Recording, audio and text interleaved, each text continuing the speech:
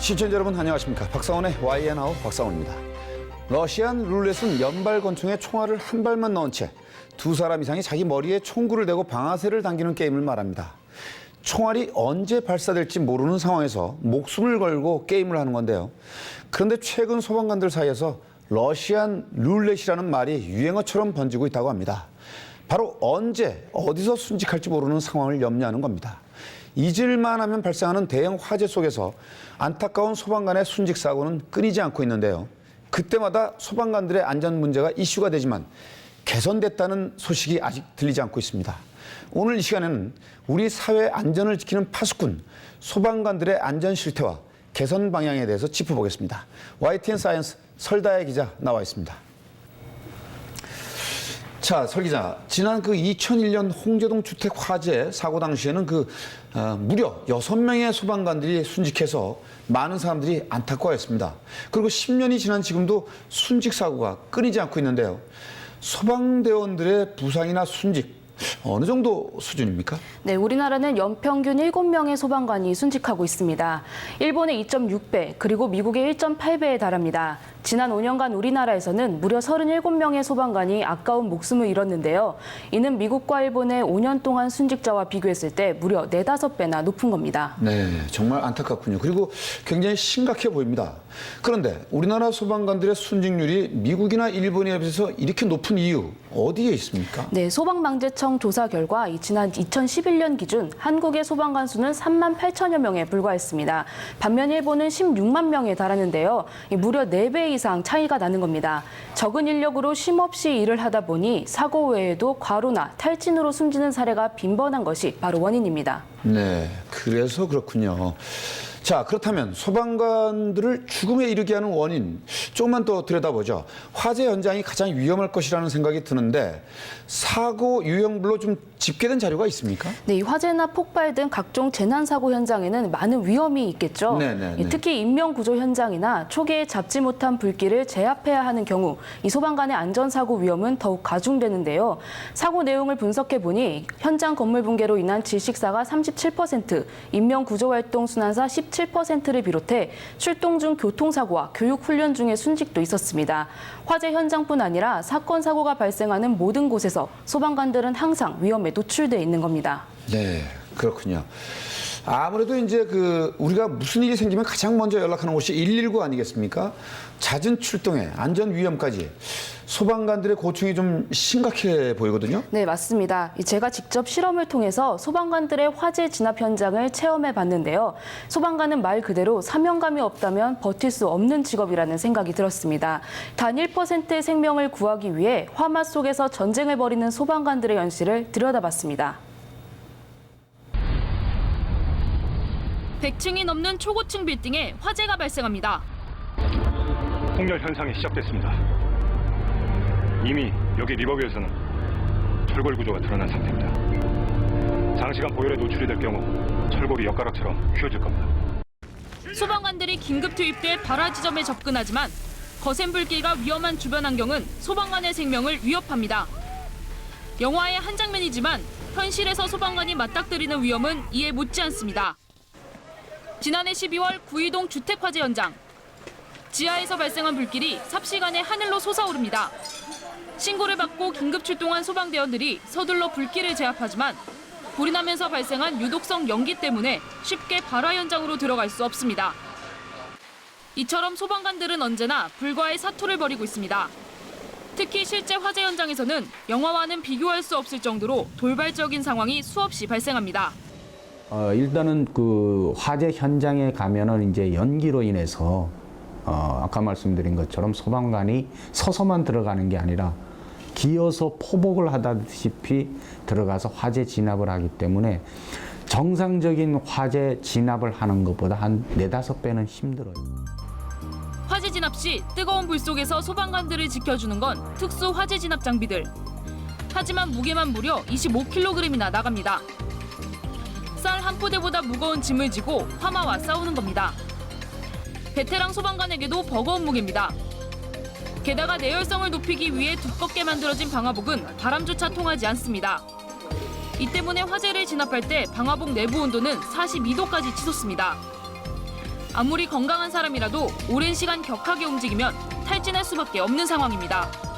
장비로는 일단 면체, 그다음에 공기호흡기, 그다음에 장갑, 헬멧, 그다음에 두건, 방화 두건, 그리고 발을 보호할 수 있는 가죽 안전화. 불길로부터 보호하기 위해서 이제 방화복 자체를 두껍게 만들다 보니까 이게 그냥 입었을 때도 덥지만 이제 특히나 여름 경우 그 외부 온도 때문에 이제 더 더워질 수가 있는 거예요. 소방관이 입는 특수 방화복을 입고 진압 장비를 갖춘 뒤 화재 진압을 해봤습니다. 가만히 서 있는 것은 물론 바람 발작되기도 쉽지 않습니다. 거기에 계단을 오르내리고 현장을 뛰어다니다 보니 옷은 땀으로 흠뻑 젖고 숨은 턱 밑까지 차오릅니다. 더욱이 11kg에 달하는 공기호흡기는 벗어버리고 싶을 만큼 갑갑합니다. 네, 이곳은 서울 구의동의 한 주택입니다. 방 안에 불이 난 지 채 1분이 되지 않았지만 물통으로 연기가 새어나오고 있습니다. 제가 직접 열고 들어가 불을 꺼보도록 하겠습니다.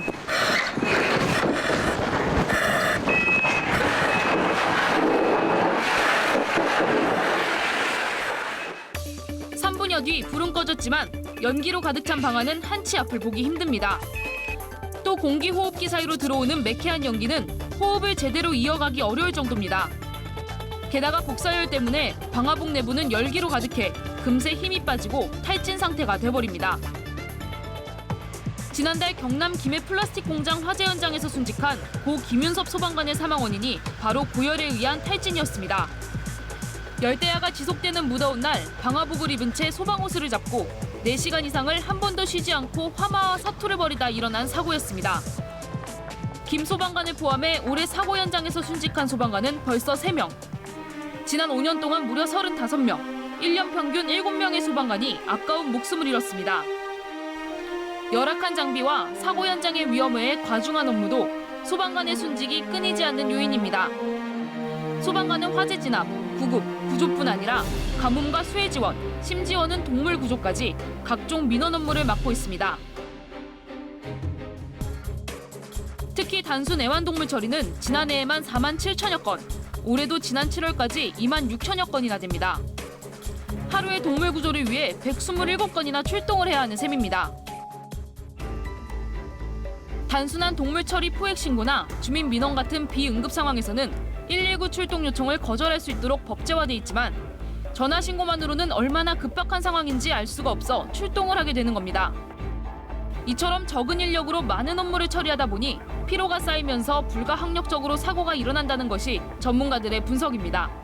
피로가 누적되고 그러다 보면 화재 현장에서 발견하는 장애물에 대한 대처 능력이라든가 그리고 장시간 작업을 하면서 발생될 수 있는 지구력 그런 부분에서도 한계가 오기 때문에 안전사고에도 밀접한 영향을 미친다고. 하지만 이 같은 어려운 생활에서도 화재 현장에서 생명을 구했을 때의 희열은 소방관들이 고된 생활을 견딜 수 있게 해주는 한 줄기 빛이 됩니다. 20년 전 첫 출동 당시 주저없이 화재 발생 장소로 뛰어들어가 20대 여성을 구한 이강균 소방관. 그때의 느낌이 지금까지 소방 생활을 불만 없이 해온 큰 버팀목이 된다고 말합니다. 사람이 가장 위급했을 때 그 사람을 구했을 때 그 느낌은 말로 표현이 안 돼요. 그 사람을 이렇게 떼어가지고 나왔어요. 나오고 나니까 불길이 점점 더 커지는 거야. 내 소방관 되길 잘했다. 초고층 건물과 지하 복합시설 등 갈수록 복잡해지는 화재 현장. 소방관의 안전을 위협하는 환경은 점차 증가하고 있습니다. 하지만 생명을 구하려는 사명감에 소방관들은 오늘도 자신의 안전을 뒤로 한 채 뜨거운 화염 속으로 망설임 없이 뛰어들고 있습니다. 네. 설 기자가 직접 이제 그 불까지 꺼봤네요. 자, 화면으로 보는데도 화재 현장의 긴박감과 무서움이 더욱더 가슴에 와서 닿는 것 같습니다. 소방관 안전에 대한 필요성이 이제 더욱더 절실하게 느껴지는데요. 어떻습니까? 네, 그렇습니다. 이 실제 벽에 불이 붙었을 때는 정말 숨을 제대로 쉴 수 없을 정도로 네. 위협적이었습니다. 이 불이 붙자마자 불길이 벽을 타고 오르면서 금세 방 안이 연기로 어두워졌었는데요. 앞이 보이지 않아서 화재의 발원지를 쉽게 찾을 수 없었습니다. 또 공기호흡기에 의존해 숨을 쉬어야 되기 때문에 더욱 빨리 체력이 떨어지는 느낌이었습니다. 네, 실제로 체험을 하면 훨씬 더 이제 와서 닿겠죠. 정말 그 설 기자 얘기를 들어보니까 소방관들의 고충이 더욱더 좀 실감나게 느껴지는 것 같습니다. 자, 이 소방관들의 안전이야말로 바로 우리 국민들의 안전이지 않겠습니까?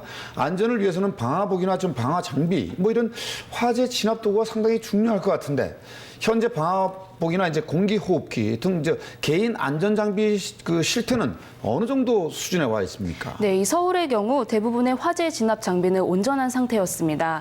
하지만 대도시가 아닌 지역은 장비의 노후화가 심각한 수준이었는데요. 지난해 소방방재청의 조사 결과 공기호흡기와 방화복 그리고 헬멧 등의 개인 안전 장비가 평균 25% 정도 부족했고요. 그나마 기존 장비도 노후돼 교체가 시급한 상태였습니다. 네. 정말 이런 열악한 장비로 화마 또 사고와 싸우는 소방관들에게 정말 미안한 마음까지 듭니다. 자, 이렇게 고생하는 만큼 우리 소방 공무원들의 처우도 좀 개선이 돼야겠다 이런 생각이 좀 들고요.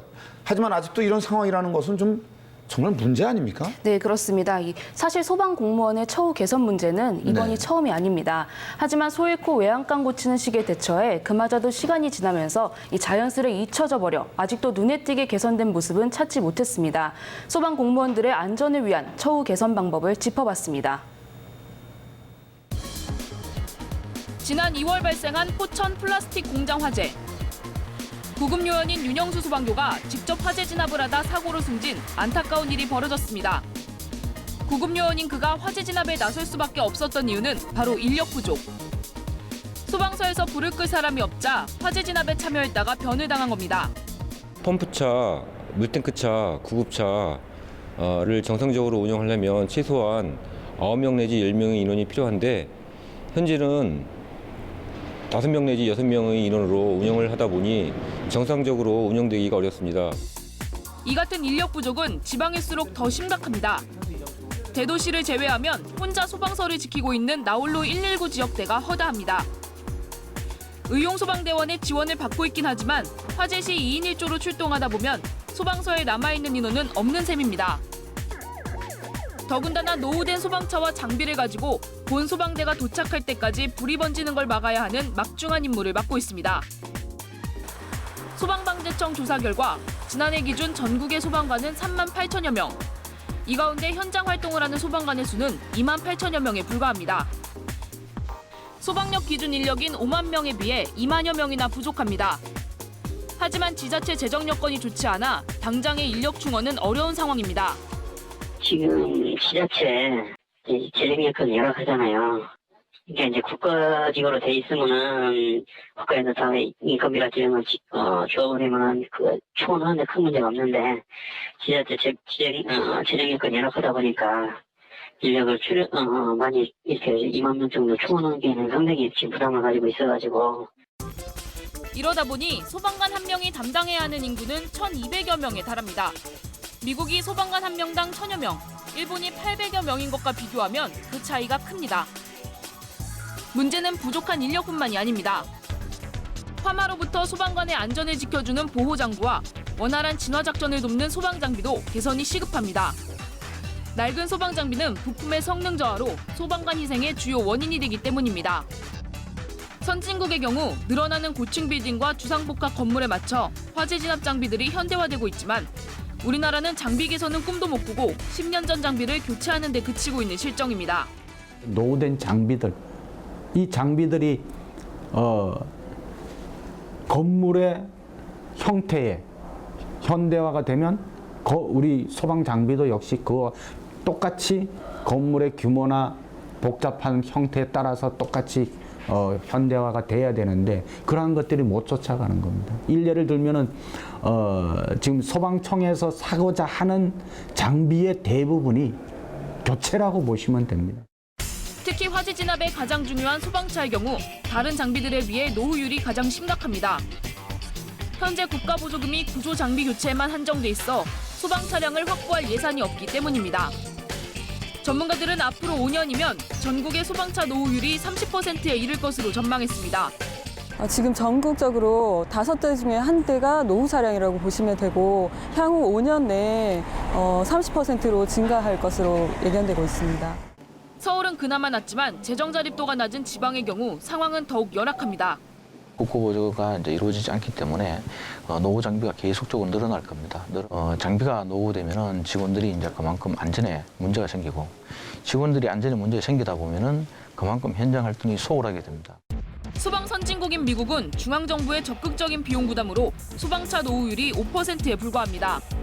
또한 다양한 사건 사고에 대응하는 소방 업무인 만큼 각 부처 차원의 지원이 이뤄지고 있습니다. 특히 늘어나는 유해물질과 대테러에 가장 먼저 대응하는 소방관들을 위해 교육뿐 아니라 보조금도 지원하고 있습니다. 미국에서는 그러한 사고에 대해서 연방 정부에서 지방 소방 기관에 보조금을 따로 지원을 하고 있습니다. 마찬가지로 저희도 중앙 정부에서 지방에 대한 그런 업무 수행에 대한 지원을 좀 더 해주신다면 저희가 국민들에게 보다 좋은 서비스를 제공할 수 있을 것이라고 생각합니다. 전문가들은 소방에 대한 지원이 확대되기 위해서는 국민들의 인식이 바뀌어야 한다고 지적합니다. 선진국과 같이 소방의 안전이 국민의 안전을 담보한다는 인식이 확고하게 자리 잡아야 한다는 겁니다. 진압이나 그다음에 사람을 구조 활동하는 거라든가 그게 노동으로 치자면 아주 최악의 노동으로 적용을 하기 때문에 소방관들의 보호가 쭉 국민의 안전이라는 거를 같이 놓고 보기 때문에 선진국은 우리가 생각하는 거에 훨씬 월등하게 지금 앞서 있다고 볼 수 있어요. 더불어 소방관들의 안전과 처우 개선을 위해서는 하루빨리 소방공무원이 국가직으로 전환돼야 한다고 주장합니다. 지방직 소방으로 되어 있는 것을 필요에 따라서는 국가직 소방으로 전환이 필요한 것이고요.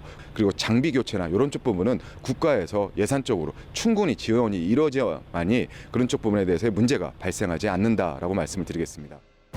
끊이지 않는 소방관의 순직. 대형 화재가 발생할 때마다 소방관의 안전은 위협받고 있습니다.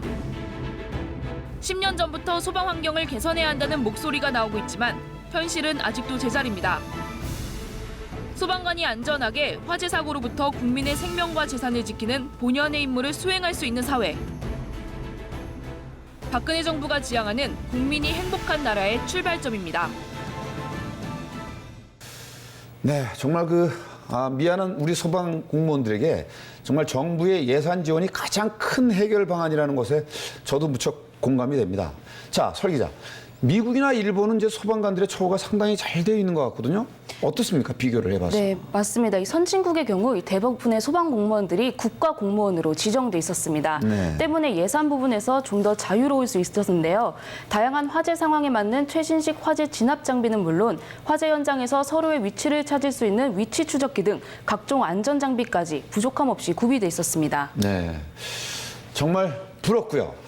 우리나라도 좀 선진국의 사례를 통해서 좀 소방 기술과 제도들을 좀 개선해야 되겠다라는 생각이 좀 듭니다. 특히 이제 과로로 인한 사고가 없도록 소방관들이 충분히 좀 휴식을 취하도록 해줘야 하는 게 아닌가 뭐 그런 생각이 좀 드는데 어떻게 생각하십니까? 맞죠? 네, 맞습니다. 실제 몇몇 소방서에서는 소방관들의 외상 후 스트레스 장애를 치유하고 또 틈틈이 쉴 수 있는 힐링룸이 구비돼 있었습니다. 하지만 긴장을 늦출 수 없는 소방관들에게 이 힐링룸은 충분한 휴식의 공간이 되지 못했습니다. 언제 어디서 출동할지 모르는 상황에서 이 마음 편히 쉴 수 없는 겁니다. 너무너무 안타깝고요. 자, 좀 더 좋은 방안, 좀 휴식을 취할 수 있는 그런 좋은 방안이 없습니까? 네, 현재 소방관은 이 주말은 물론 명절이나 크리스마스도 챙길 수 없습니다. 예. 인원이 충분하지 않기 때문인데요. 국민들의 목숨을 지키기 위해 가족들과의 시간을 포기한 채 생활하는 사람들이 대부분이었습니다. 하루빨리 소방 인력이 충원돼 소방관들의 충분한 휴식이 이뤄져야 국민들도 좀 더 안심하며 생활할 수 있지 않을까 하는 생각이 들었습니다. 네, 정말 맞습니다. 고된 일 뒤에 찾아오는 가족들과의 휴식이야말로 우리 소방관들에게 가장 큰 복지 혜택이 아닌가 싶습니다. 남한산성, 칼의 노래 등을 집필한 소설가 김훈은 소방관이야말로 가장 거룩한 직업이라고 말했습니다. 소방관들의 희생으로 누군가는 다시 한번 생명을 얻기 때문인데요. 단 1%의 생명이 불 속에 살아있다면 뜨거운 화염 속으로 망설이지 않고 뛰어가는 소방관. 그들이 있기에 우리는 세상을 좀 더 안심하고 살아가고 있는지 모르겠습니다. 오늘 하루 소방관들의 희생에 대해서 생각해보는 시간을 좀 잠시나마 가져보는 것도 좋을 것 같습니다. 설다혜 기자, 수고했습니다.